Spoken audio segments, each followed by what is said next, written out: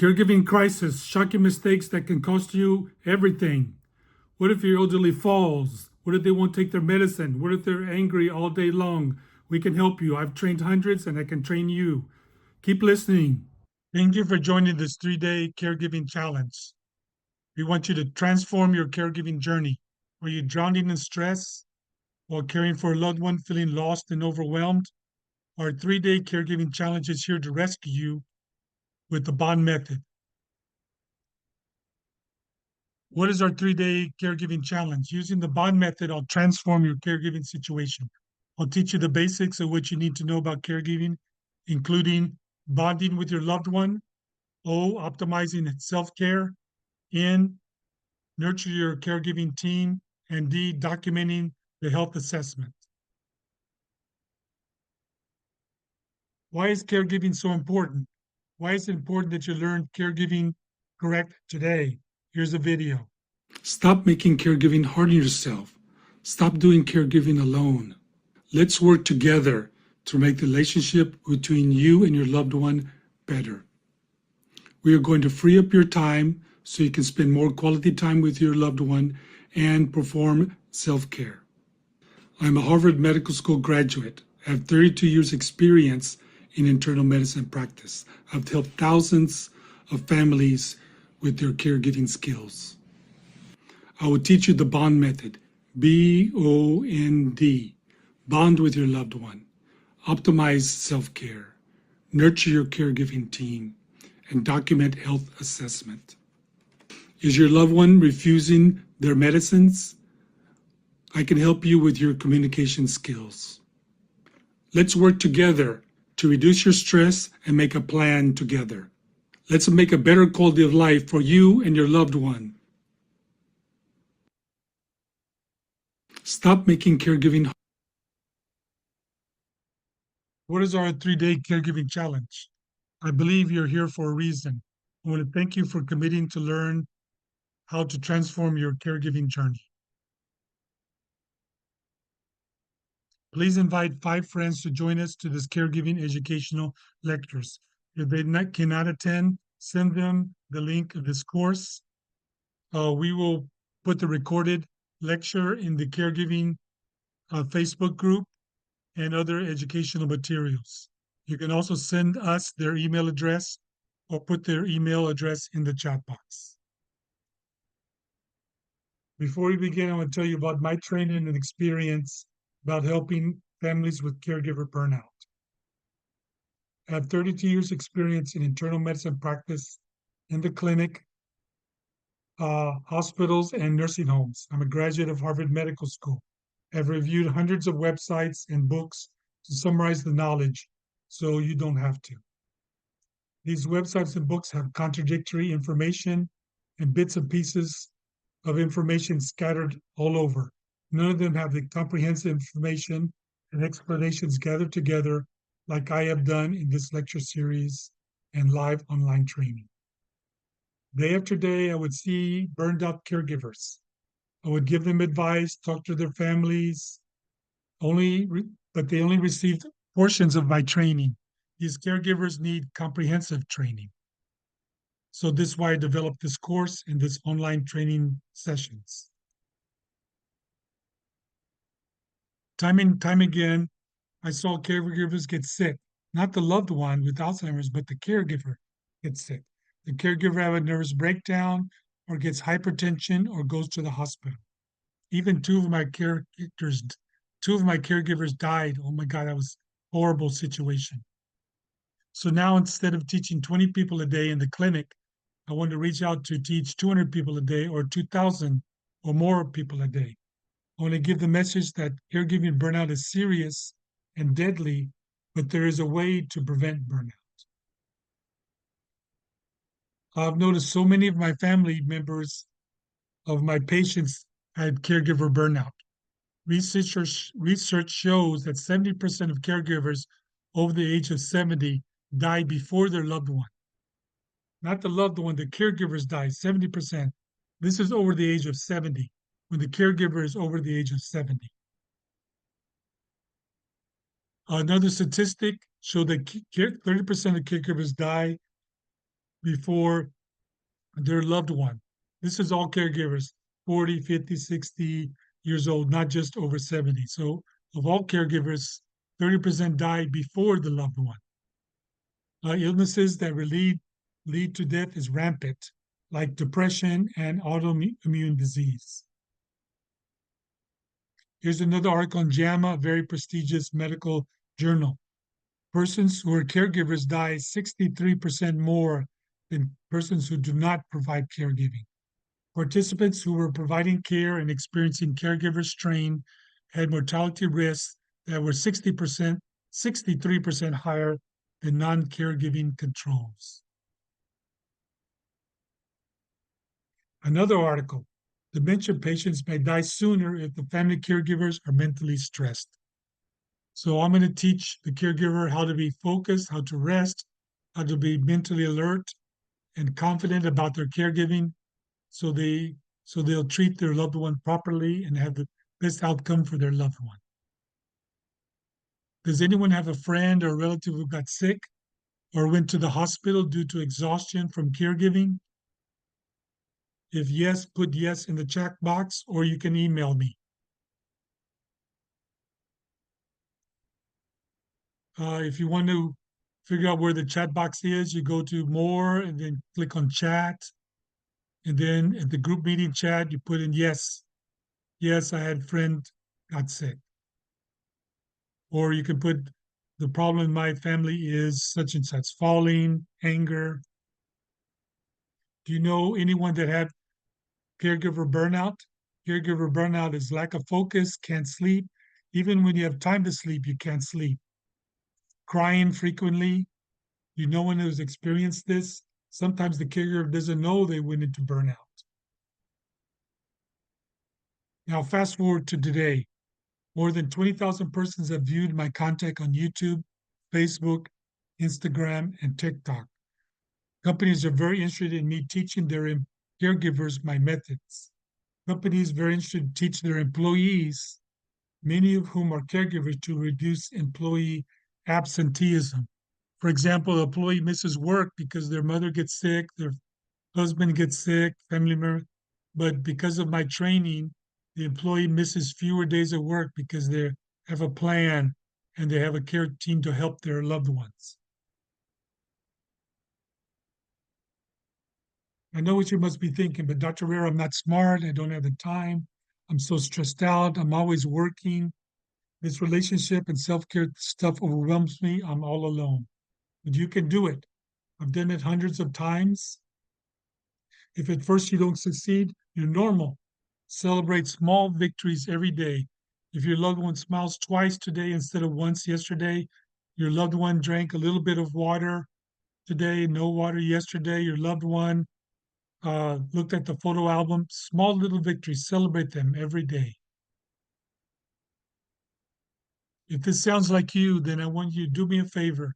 Remove all your distractions, silence your cell phones, give us your full attention, because what I'm about to teach you over the next 3 days will change the way you do caregiving forever.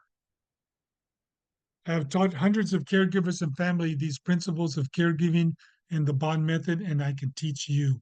It's hard, but I've seen caregivers of all educational levels, all cultural backgrounds learn these caregiving skills. In my experience, caregivers are strong and highly motivated to learn these skills. And if you stick around for all 3 days of the caregiving challenge, you'll be eligible for a raffle to win a $50 Amazon card. Before we get started, let me show you some more testimonials. This is about a wife used the bond method about positive talk to get the husband to see the doctor and to take medications. An example of how they're working.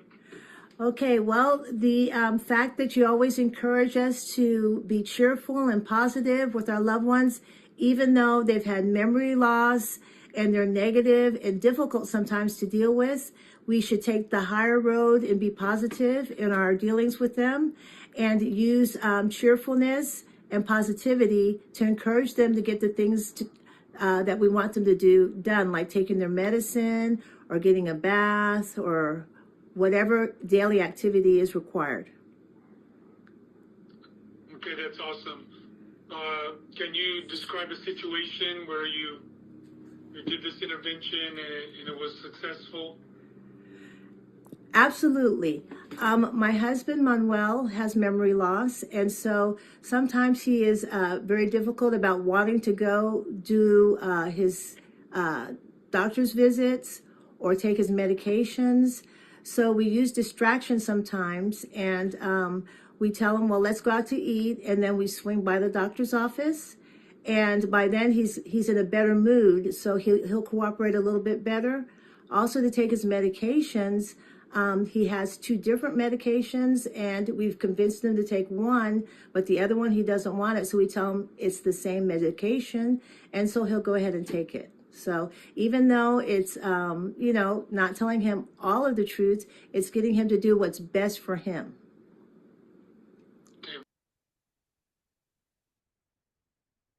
An example of more testimonials. The best caregiving team, getting help in the home. Mrs. Smith, Mrs. S has two disabled brothers and one disabled son. She arranged for the disabled family member to have a home health nurse, home oxygen, medications paid, the ambulance to take him to the doctor's office. This cost a lot of money, and she was able to arrange it. She talked patiently with the insurance company, and she asked me to fill out forms to help her. She arranged for her brother to see the specialist. The insurance approved expensive medications due to the advice and paperwork completion of Dr. Herrera. She removed her brother from the nursing home because she can do a better job of caring for him in her house compared to the nursing home. She's a wonderful caregiver. Another case, Miss M refused her medicines, refused to eat healthy. She's drinking alcohol in her private home. Her medical condition deteriorated rapidly. When the daughter focused on the relationship, the mother was convinced to go to assisted living that observed her closely, eliminated her access to alcohol, and her medical condition improved rapidly. Has anyone had similar problems with their loved ones? Their loved one didn't eat, didn't sleep, refusing a bath, refusing to go to the doctor? Write a few words in the chat box. Or if you're watching this offline, send me an email. I will respond to you. The bond method of caregiving.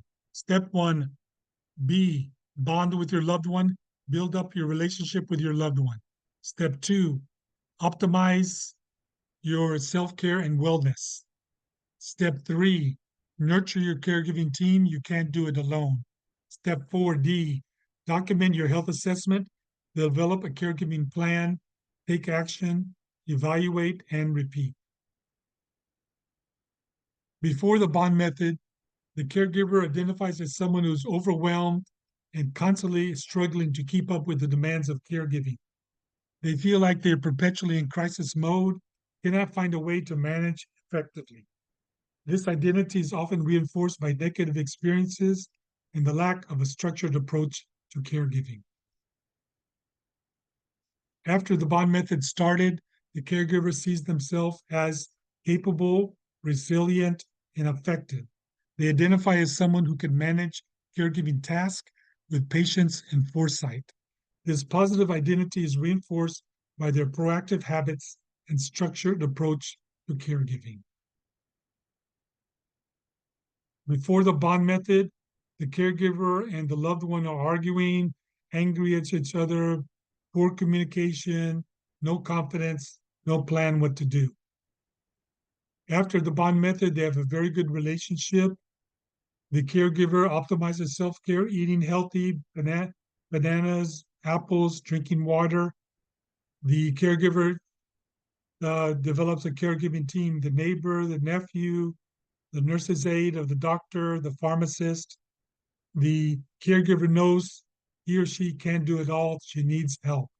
She pays these caregiver team members with cookies, pizza, thank you cards, Maybe the next door neighbor doesn't know how to call the doctor. So the caregiver calls the doctor for the next door neighbor and arranges an appointment. Meanwhile, the neighbor helps the caregiver. Finally, number four, you document the health assessment. What are the number one prior diagnosis? What are the vital signs? What are the medications? Then you give this to the PCP, to the specialist, to the ER doctor. They rapidly make an assessment of the medical problems of the loved one, and they rapidly order tests and can do uh, treatments. Thank you for joining the 3D Caregiving Challenge. I'd like you to make a commitment to yourself and to your family. I say to yourself, I, Carlos Herrera, commit to implement the bond method. I will learn this week to gain confidence with caregiving and be proactive in my actions for my loved one with Dr. Herrera's training. You must transform your habits and your mentality to get the most out of this training. If you stay the same way, do the same things, be frustrated, not change, then your caregiving won't change. The caregiver identifies as someone who is overwhelmed and constantly struggling. You need to change this. Change it to a butterfly, to identify as someone who can manage caregiving tasks with patience and be proactive. If you're overwhelmed and struggling, you're the caterpillar. If you can manage caregiving tasks with patience and be proactive, you're the butterfly. So you're ready to transform yourself? Yay. Are you ready to change? Yay. You're ready to act now? Yes, today, not tomorrow, not a week from now. Small little changes make a difference. For self-care, drink a half a glass of water instead of no glass. Plant seeds every day to grow your health-giving situation. Your loved one will read one photograph album today, will smile twice instead of one smile once. These small little changes build up day after day like interest in your bank account. Your love for your loved one will motivate you to make these small changes. Again, we're talking about step one, bond with your loved one. Build up your relationship with your loved one. Two, optimize your self-care and wellness. Three, nurture your caregiving team. You can't do it alone. Four, document your health assessment. Develop a caregiving plan. Take action. Evaluate and repeat. Okay, we're going to go into depth about bonding with your loved one. Your relationship is more important than if your loved one takes their medicines or takes food. Focus on the relationship. If they don't take their medicine, don't eat today, well, try again tomorrow. Your relationship is the key to happiness, key to your loved one happiness, and key to a calm household. How to promote bonding. Focus on building a strong bond and open communication with your loved one. The relationship is more important than health behaviors. Practice exercise like active listening. Listening as you look at them in the eyes and you pay attention to their facial expression. Are they angry? Are they depressed? Are they confused? And empathy. Repeat back with what you are learning. Oh, your face is sad. Oh, you said that you're thirsty. Okay, you're thirsty. Oh, you said that you're angry. Okay, you're angry. Repeat the emotions that you're receiving and find joy in the little moments. Yeah, you took one pill. Oh, I'm so happy for you. You're so young, Dad. Oh, your hair is so beautiful, Mom. Just give these compliments and celebrate with them. Uh, Instead of use logic, use happy thoughts. Instead of saying this medicine will lower your blood pressure, Dad, and it will prevent a heart attack. Don't say that. Say, Dad, you're beautiful and young today. Your grandchildren love you. Here's this pill. Everyone put in the chat box or email me a compliment for your loved one in the chat box. Oh, Dad, you're so young. Dad, I remember when you took me to the park when I was a young child. I had so much fun. I remember when you went to my graduation. I was so happy and you were so proud of me.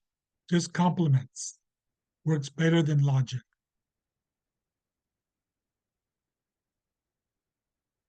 They still won't take the pill. Try this.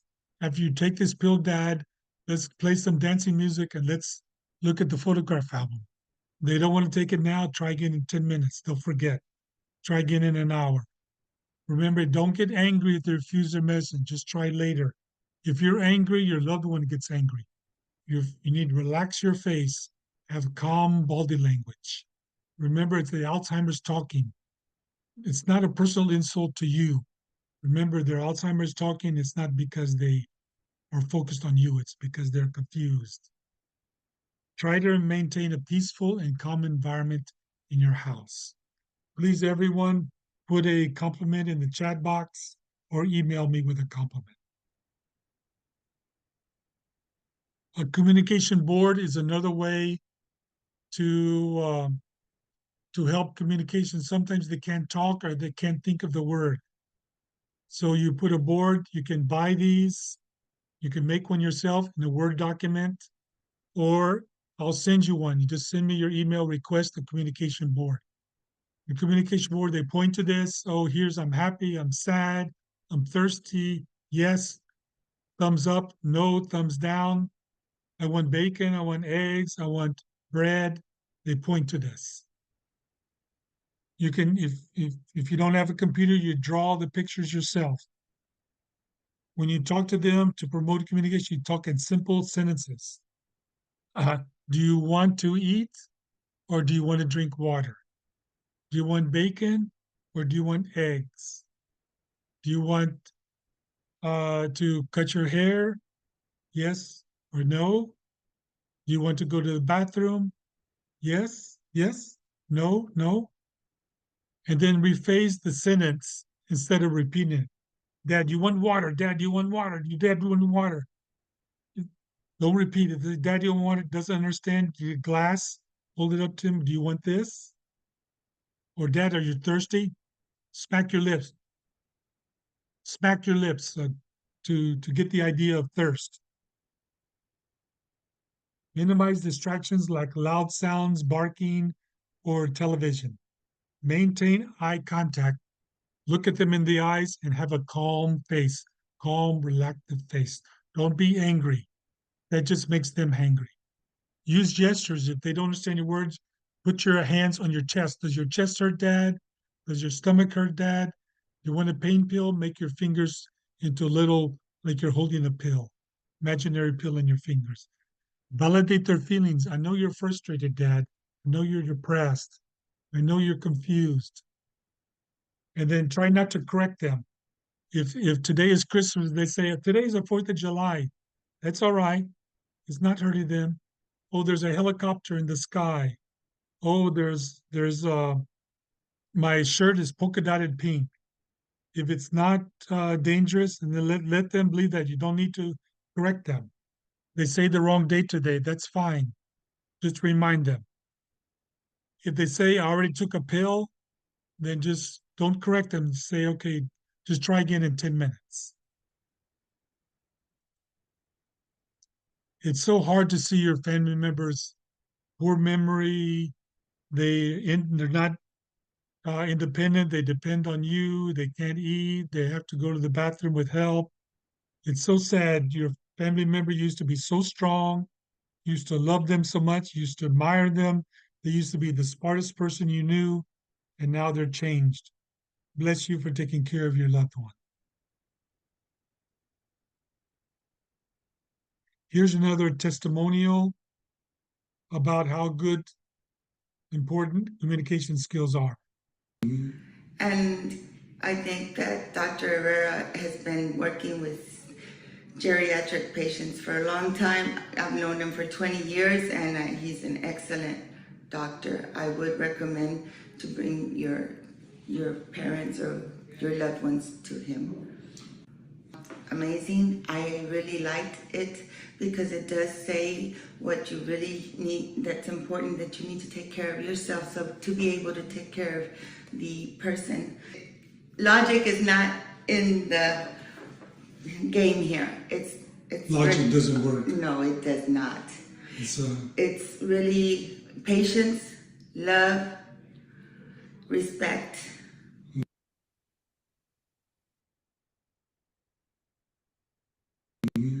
And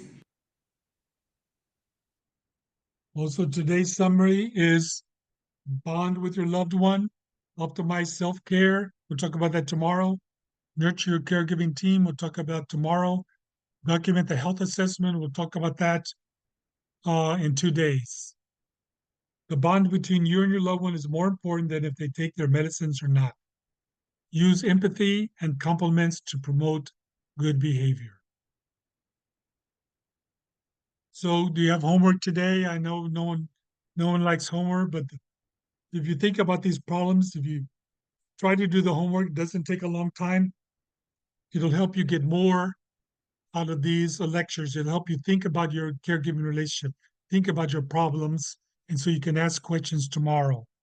Do you have problems like frequent arguments?